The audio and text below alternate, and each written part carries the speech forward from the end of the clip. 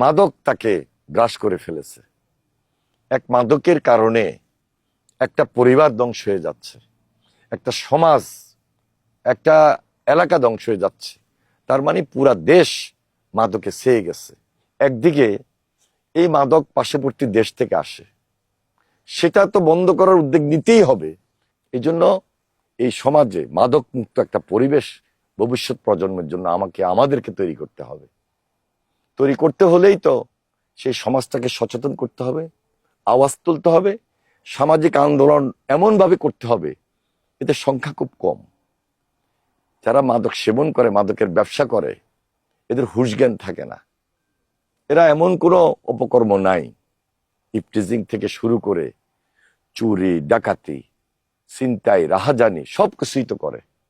তাহলে এদের সংখ্যা এত কম। আমি যদি সামাজিক আন্দোলনের মাধ্যমে আওয়াজ তুলি, একটা পর্যায়ে এরা হয় বিদায় নিবে, নাহলে পালিয়ে যাবে, আর নাহলে কোনো কর্মসংস্থানে এরা চলে যাবে।